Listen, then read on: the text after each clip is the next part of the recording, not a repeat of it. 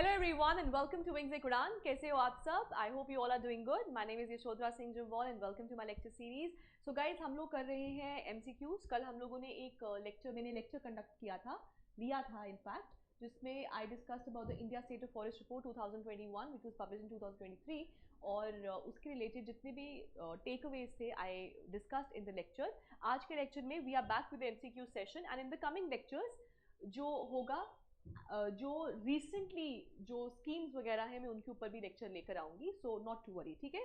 साथ साथ current affair को भी हम डिस्कस करते रहेंगे, ठीक है। So let's start with the first question. The first question is, पहला क्वेश्चन है, 3 of the following criteria have contributed to the recognition of Western Ghats, Sri Lanka and Indo-Burma region as hotspots of biodiversity. The key point, hotspot of biodiversity.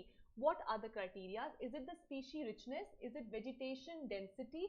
Is it endemism? Is it ethnobotanical importance? Or is it threat perception? Sixth is adaptation of flora and fauna to warm and humid climates. ठीक है, तो ये आपको options दिए गए हैं. You can pause the video and you can mark your answer. उसके बाद मैं आपको इसका आंसर बताती हूँ. देखो, सबसे पहले तो इसको डिस्कस करने से पहले हमको पता होना चाहिए व्हाट आर बायोडाइवर्सिटी हॉटस्पॉट्स. ठीक है, देखो नाम क्या है, नाम है biodiversity, right.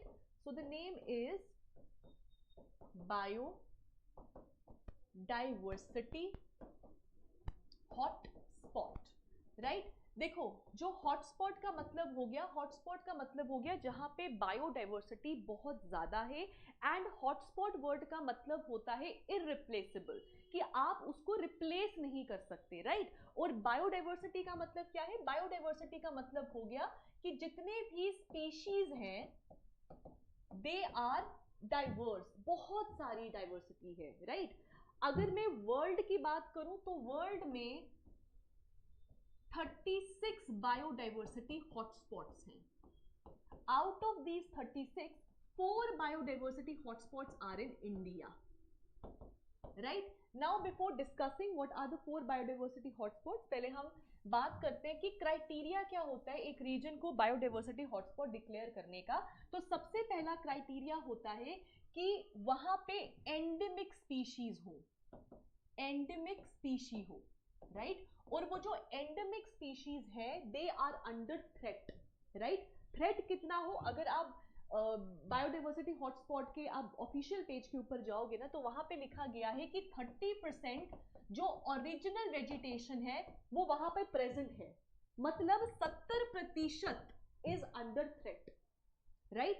And second criteria is कि 1500 वैस्क्यूलर प्लांट्स होने चाहिए, राइट. और वो 1500 वैस्क्यूलर प्लांट्स कैसे होने चाहिए, they should be rare and endemic, right. पिछले वाली वीडियो में शायद किसी बच्चे ने पूछा व्हाट इज एंडेमिक, तो किसी ने उसको रिप्लाई किया है जो किसी कंट्री में पाए जाते हैं. देखो, अगर आपको नहीं पता है ना तो आप गलत कमेंट मत करो, ठीक है.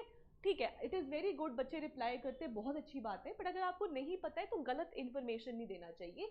एंडेमिक स्पीशी का मतलब होता है जो किसी जियोग्राफिकल लोकेशन पर है, राइट.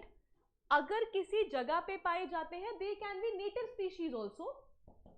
लेकिन नेटिव और एंडेमिक में यही फर्क है कि नेटिव होता है एरिया, जियोग्राफिकल एरिया में पाए जाते हैं, जबकि एंडेमिक का मतलब है किसी पर्टिकुलर लोकेशन पे पाए जाते हैं, राइट. जिसमें हमने एशियाटिक लायंस की बात की.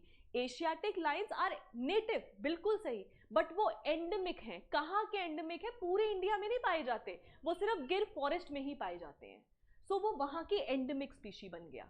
हमने डुगोंग्स की बात की थी. डुगोंग्स क्या through out the coastal region of India में पाए जाते हैं? जी नहीं, वो पर्टिकुलर एरियाज और लोकेशंस में पाए जाते हैं. That is why dugongs are endemic species, right. So there is a slight difference between native species and endemic species. Native हो गया जियोग्राफिकल एरिया, एंडेमिक हो गया जियोग्राफिकल लोकेशन, राइट. सिमिलरली जब हम बायोडाइवर्सिटी हॉटस्पॉट्स के बारे में बात कर रहे हैं, सो बायोडाइवर्सिटी हॉटस्पॉट्स में 1500 वैस्क्यूलर प्लांट्स होने चाहिए.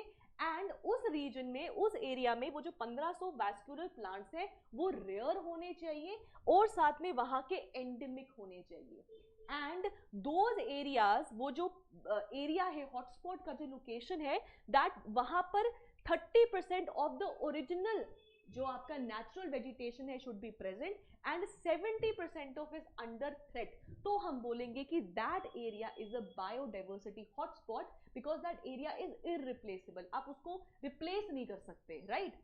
नाउ अब हमने बात कर लिया what are the criterias, right. अब जरा बात करते हैं अबाउट, अब थोड़ा सा बात कर लेते हैं अबाउट द बायोडाइवर्सिटी हॉटस्पॉट। जैसे मैंने आपको बताया बायोडाइवर्सिटी हॉटस्पॉट्स कितने हैं, 36 है थ्रू आउट द वर्ल्ड, और इंडिया में 4 बायोडाइवर्सिटी हॉटस्पॉट्स हैं which are the western Ghats, which are the Himalayas, right, western Ghats, Himalayas. Next is the Indo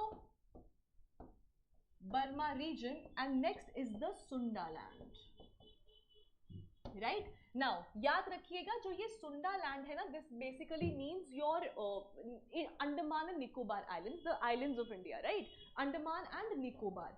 अब पेपर में अगर तो कभी कभी ना अंडमान निकोबार भी लिखा होता है, सो राइट, ठीक है।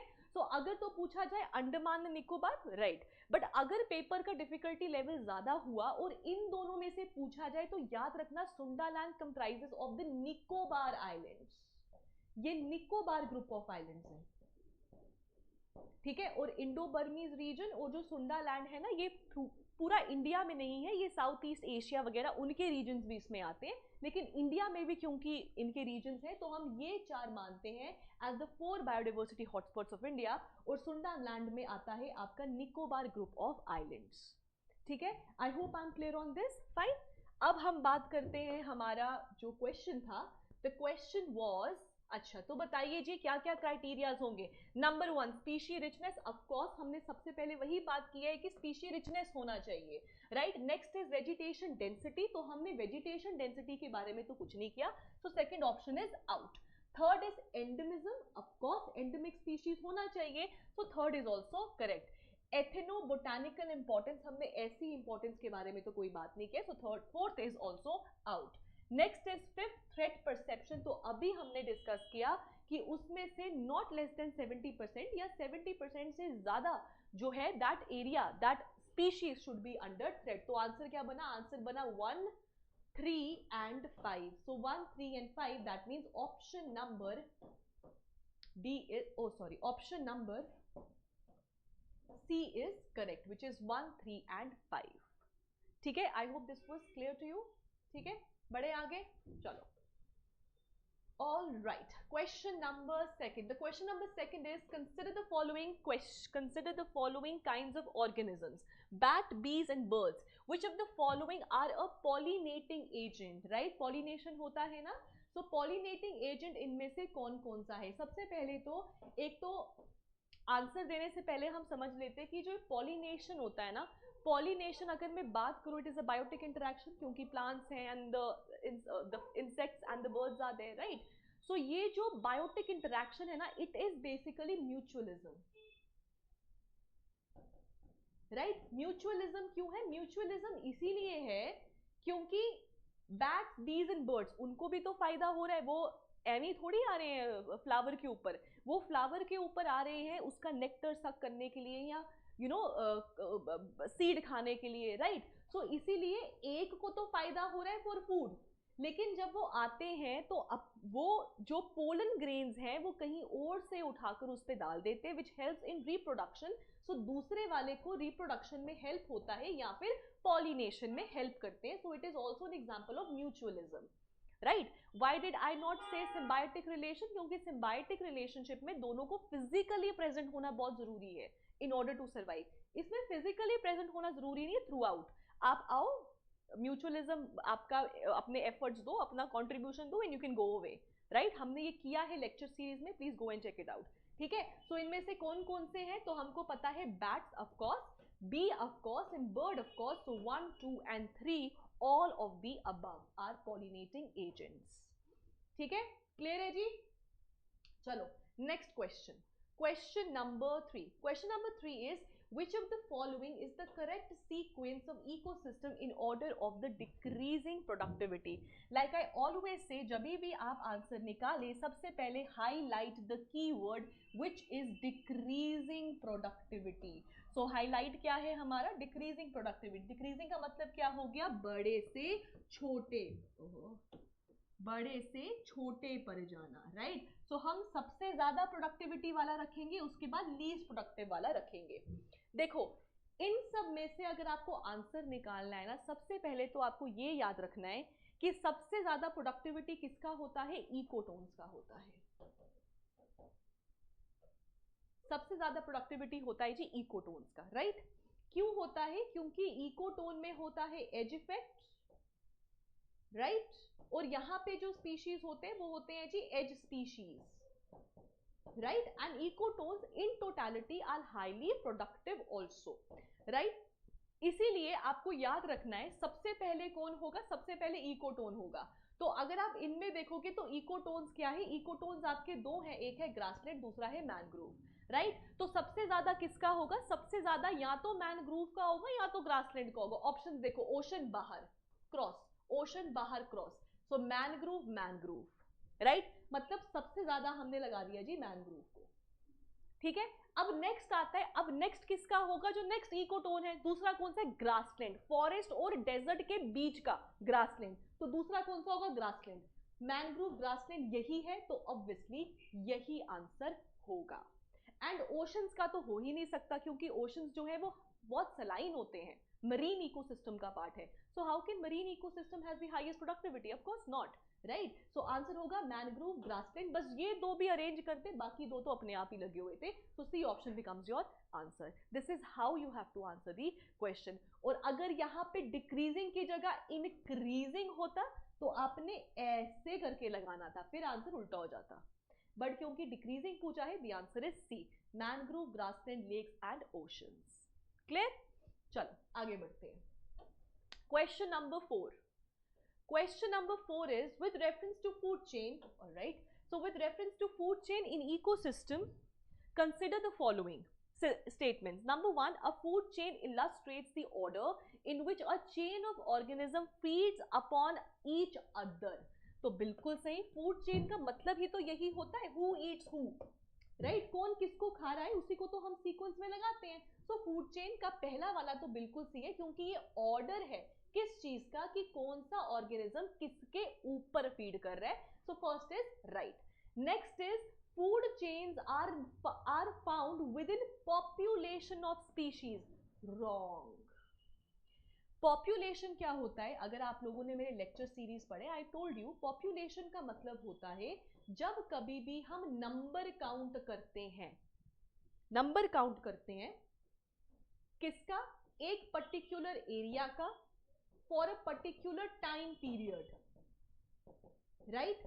और वो नंबर होता है सिमिलर स्पीशी का, similar species. For example human population किसका, इंडिया का। So human is one species and that area is India for 2011 मान लिया, ठीक है, 2021, राइट। सो टाइम पीरियड भी डिफाइंड होता है और स्पीशी भी डिफाइंड होता है। सो अगर इस स्टेटमेंट के कहने का मतलब है कि वो जो पॉपुलेशन है वो आपस में ही एक दूसरे को खा रहे हैं, हाउ इज दैट पॉसिबल। क्या कभी ह्यूमन ह्यूमन के ऊपर फीड करेगा, ऑफ कोर्स नॉट, है ना। तो सेकंड ऑप्शन बिकम्स रॉन्ग। क्यों, क्योंकि विद इन लिखा है population, know with in population नहीं होता, याद रखना कम्युनिटी होता है, क्योंकि कम्युनिटी में all the biotic species, all the biotic organisms are counted, ठीक है। ये हमने किया हुआ है लेवल्स ऑफ ऑर्गेनिजम्स में, सॉरी ऑर्गेनाइजेशन में, या फिर लेवल्स ऑफ इकोलॉजी में किया ये question. So this goes wrong. Next is food chain illustrates the number of each organism which are eaten by other, गलत। फूड चेन में हम नंबर नहीं देखते कि कितने कितनों को खा रहे हैं, जी नहीं, हम सिर्फ बात करते हैं कौन किसको खा रहा है, who eats who, right। so third is also wrong। that means अगर हमें इसमें करेक्ट स्टेटमेंट को, अगर हमें इसमें करेक्ट स्टेटमेंट को निकालना है, so only one statement is right, that is the first option। Second भी गलत है और थर्ड भी गलत है, राइट। चलो आगे, next up question number 5। Okay, so before we move forward, so guys मैं आपको बता दूं दैट हमारा foundation batch has started for 2024 and that is for the JKSSB and our whole team is there to guide you. अगर आप कोई भी इन चीज़ों के बारे में इंफॉर्मेशन लेना चाहते हैं, you can call on the given numbers. The numbers are over here. और यहाँ पे आपको अपडेटेड स्टडी मटेरियल मिलेगा एंड ऑफ कोर्स क्योंकि फाउंडेशन बैच है तो हम पूरी जान लगा देते हैं हमारे फाउंडेशन बैच में. ठीक है. So guys thank you. अगर आप चाहें so do call on the numbers. और बहुत बच्चे ना कमेंट्स में पूछते भी हैं कि मैम ये वाला लेक्चर लेना है या ये वाला कोर्स लेना है, कैसे लेना है. तो ये नंबर पे कॉल करो और फायदा उठा लो. ठीक है. चलो आगे बढ़े. All right, next up question number 5. Which of the following terms describe not only the physical space occupied by an organism but also the functional role in the community. right? अब देखो community, पहली चीज community दी गई है, so मतलब all the biotic organisms को consider किया जा रहा है. First point. नंबर 2, बाकी चीजें छोड़ भी दो. जब भी हम किसी भी ऑर्गेनिज्म का देखो, जब भी फिजिकल स्पेस कहते हैं ना, फिजिकल स्पेस का मतलब हो गया कि वो कौन से लेवल पर है. लेवल मतलब whether it is a producer, whether it is a herbivorous, whether it is a carnivorous, whether it is an epiphyte, वो क्या है, that is the physical space. और उसका एज दैट ऑर्गेनिज्म रोल क्या है. A herbivorous can not be a carnivorous और carnivorous can not be a herbivorous. Why? Because the roles are defined. Right? Epiphyte का जो रोल है वो वही रहेगा. right? So every organism has a specific role to play. और ecological niche, क्योंकि functional role होता है, ecological niche या niche, it is never compromised. क्योंकि अगर compromise हो जाएगा, हर एक organism का अपना unique role होता है. एक organism के number of habitats तो हो सकते हैं लेकिन role कभी compromise नहीं होगा. role सबका unique ही रहेगा. राइट? क्योंकि अगर यूनिक नहीं होगा it will lead to competition between the organism and we know biotic interaction में जब भी कॉम्पिटिशन आएगा both the organism will be at loss और disadvantage. Right? So this is ecological niche और नीशे. ठीक है. All right, next up question number 6. The question number 6 is which of the following ads.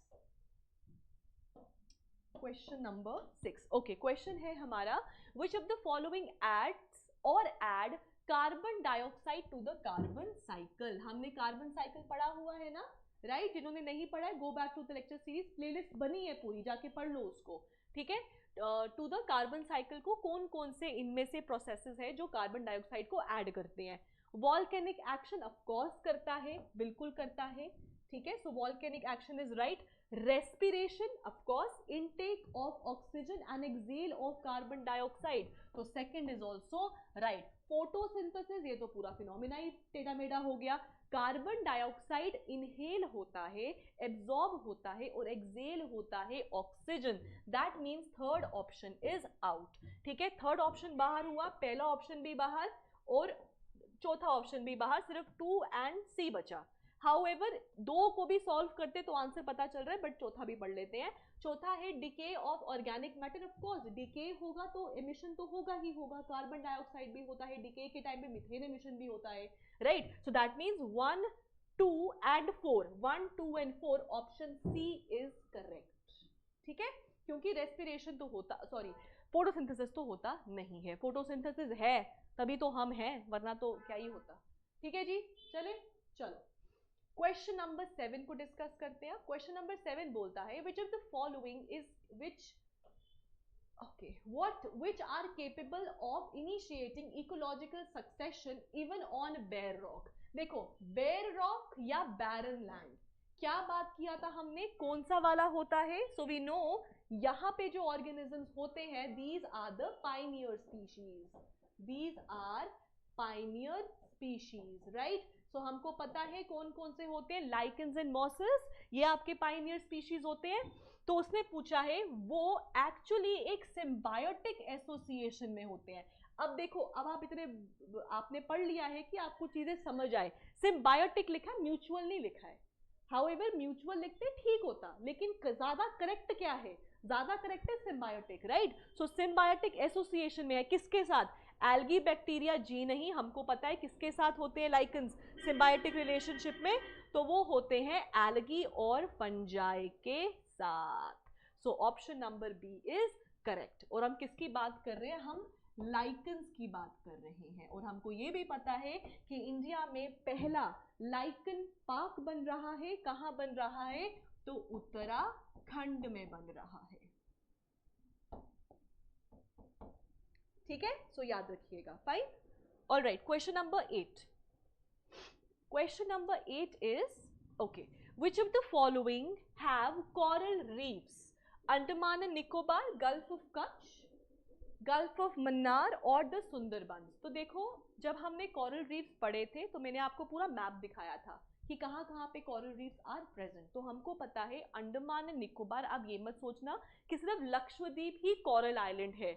Corals वहीं पे present होंगे जहां पर उनको एक अच्छा आइडल कंडीशंस मिलेगा, तो वो ideal conditions Andaman and Nicobar में भी हैं। सो देयरफॉर कोरल्स आपके अंडमान निकोबार में भी हैं। गल्फ ऑफ कच्छ में है तो बिल्कुल जी गल्फ ऑफ कच्छ में भी है, गल्फ ऑफ मन्नार में है, गल्फ ऑफ मन्नार में भी है। लेकिन क्या सुंदरबन में है, तो हमको पता है कि सुंदरबन में तो वर्ल्ड का लार्जेस्ट सिंगल स्ट्रेच है, सिंगल ब्लॉक है मैनग्रोव्स का। तो सुंदरबन तो नहीं है, राइट और सुंदरबन आपका डेल्टिक रीजन है, right. So deltaic region are more apt for mangrove plantation, या फिर मैनग्रोव का ग्रोथ वहां पे ज्यादा होता है। So obviously fourth is not there. So अगर आप फोर्थ ऑप्शन निकालेंगे तो fourth is out, fourth is out. So out of the 3, 1, 2 and 3, option number 1, 2 and 3 that is a option is correct. ठीक है, चलो आगे। Next up we have, okay so guys, हमारा online forester का course भी चल रहा है before I move forward, and ये कोर्स अवेलेबल है। अगर आप चाहें, अगेन आई विल से, आप इन नंबर्स पे कॉल करें, क्योंकि फॉरेस्टर के लिए बहुत से बच्चे पूछ रहे हैं। आप इन नंबर्स पे कॉल कर सकते हैं and you can get through our team, और आप वहाँ से उस कोर्स को अवेल कर सकते हैं। और मैं एक और चीज़ बता दूं, we have newly recorded lectures, और आप इसमें आपके कोई भी डाउट्स होंगे आप उनको भी क्लियर कर सकते हैं। ठीक है जी, चलो let's get on to the 9th question, which of the following are correctly matched? अब आपने बताना है कौन कौन से ऑप्शन सही से मैच है। सबसे पहले पूछा गया है ओलिगोट्रॉफिक्स के बारे में। So oligotrophic are very high nutrients, मतलब लेक्स के बारे में पूछ रहे हैं। So oligotrophic lakes they have very high nutrients, mesotrophic have moderate nutrients and eutrophic have very low nutrients. Before I move forward, एक चीज याद रखो, मीजोट्रॉफिक में M है, तो M से मीजोट्रॉफिक, M से मॉडरेट या फिर मीडियम, बस अभी के लिए इतना याद रखो। ठीक है, सो मीजोट्रॉफिक का मतलब होता है वो वाली लेक्स या वो वाली वाटर बॉडीज जिसमें न्यूट्रिएंट कंटेंट इन बिटवीन होता है, not very high not very low, in between, right. So mesotrophic is moderately nutrient, तो भाई ये ऑप्शन तो बिल्कुल बिल्कुल सही है। अब बात करते हैं ओलिगोट्रॉफिक और यूट्रॉफिक के बारे में। सोचो आपको कुछ भी नहीं आता, ठीक है, लेकिन आपने अपने लेक्चर्स में ये तो पढ़ा है कि यूट्रोफिकेशन होता है, राइट। What is eutrophication? जब कभी भी एक्सेसिव न्यूट्रिएंट्स का फ्लो हो जाए तो उसको बोलते हैं eutrophication. So eutrophic lake very low nutrient तो हो ही नहीं सकता। दैट मीन्स यूट्रोफिक लेक्स वो होती हैं जिनमें वेरी हाई न्यूट्रिएंट होता है, जैसे कि डल लेक। डल लेक अभी जो है वो यूट्रोफिकेशन से गो थ्रू कर रहा है, बिकॉज एंथ्रोपोजेनिकली इतना न्यूट्रिएंट फ्लो करता है उसके अंदर, that Dal lake is an example of eutrophic lake because of the excessive and anthropogenic inflow of nutrients. ठीक है, on the other hand oligotrophics वो होती हैं जिनमें वेरी लो न्यूट्रिएंट होता है, मतलब पहला ऑप्शन और तीसरा ऑप्शन दोनों इंटर मिक्स करके दे दिए हैं। ओलिगो का वेरी लो था और यूट्रोफिक का वेरी हाई था। अगर ओलिगोट्रॉफिक की बात करो तो Tarsar, Marsar, right, these are the lakes जिनका एग्जाम्पल आपका ओलिगोट्रॉफिक है। और तारसार और मारसार जो है ना, इनको ट्विन सिस्टर्स भी कहते हैं। ठीक है, और क्यों कहते हैं ट्विन सिस्टर? इसलिए नहीं because there in very close vicinity, इसलिए बोलते हैं क्योंकि इनका जो ओलिगोट्रॉफिक जो रेट है ना, जो रेंज है वो बहुत क्लोज है, सिमिलर है इनफैक्ट, राइट, इसीलिए बोलते हैं। ठीक है, सो आंसर क्या हुआ? तो हमको पता है सिर्फ second option is right, that means D option is correct. Fine, चलो आगे बढ़े। All right, so we have the last question, which is the red data book. Important. The red data book is governed by who? Is it IUCP, IUCL, IUCN or none of the above? तो हमको पता है the International Union for the Conservation of Nature. What? The International Union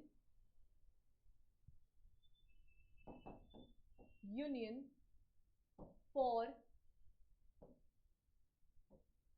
Conservation of Nature, which is IUCN,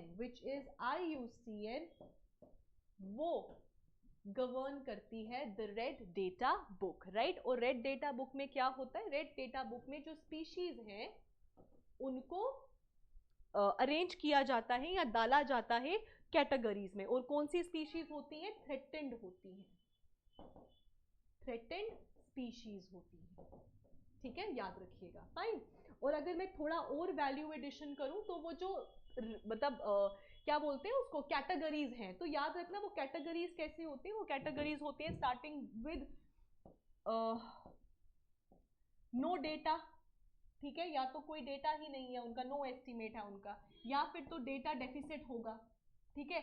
उसके बाद होता है least concern, फिर आ गया आपका नियर थ्रेटेंड, फिर आ गया आपका वल्नरेबल, वल्नरेबल के बाद एंडेंजर्ड, एंडेंजर्ड के बाद क्रिटिकली एंडेंजर्ड, क्रिटिकली एंडेंजर्ड के बाद एक्सटिंक्ट इन वाइल्ड, एक्सटिंक्ट इन वाइल्ड, और एंड में होता है एक्सटिंक्ट। ठीक है, सो कितने हो गए? 1 2 3 4 5 6 7 8 9, so these are the 9 categories. ठीक है, सो याद रखिएगा दैट इज योर क्या कहते हैं, नॉट नो डेटा या नॉट इवैल्यूएटेड, एनडी होता है या एनई लिख लो, नॉट इवैल्यूएटेड, फिर डेटा डेफिसिट होता है, फिर लीस्ट कंसर्न होता है, फिर near threatened, vulnerable, endangered, critically endangered, extinct in wild and extinct. ठीक है, सो आंसर आ गया IUCN। ठीक है, अच्छा मुझे बता दो फिर IUCN का हेडक्वार्टर्स कहाँ पे है? The headquarters are at Gland, Switzerland, right? The headquarters are at Gland, Switzerland. ठीक है, और आपका होमवर्क क्या है कि आप मुझे कमेंट सेक्शन में बताओगे what is the headquarter for UNEP का बता दो, UNEP का हेडक्वार्टर कहाँ पे है। This is your homework. ठीक है, so guys these were the 10 questions that we discuss today. और अगर आपको कोई भी टॉपिक के बारे में पढ़ना है तो आप कमेंट सेक्शन में भी लिख सकते हो, I will take that up, क्योंकि मैंने जो ISFR का जो रिपोर्ट किया है वो मैंने इसलिए किया था because I asked you in the comments कि आप मुझे बताओ आपको रिपोर्ट के बारे में पढ़ना है कि नहीं पढ़ना है। सो बहुत बच्चों ने बोला कि हाँ पढ़ना है, तो नेक्स्ट लेक्चर मेरा India state of forest report पे आ गया। सो अगर कोई टॉपिक पढ़ना होता है please write it down in the comment section and I will take that up. सो आज के 10 क्वेश्चन ये थे, और आने वाले लेक्चर्स में I will be taking up the schemes also which have been in news. ठीक है, so thank you and have a nice day and not forget to like, share and subscribe. Thank you.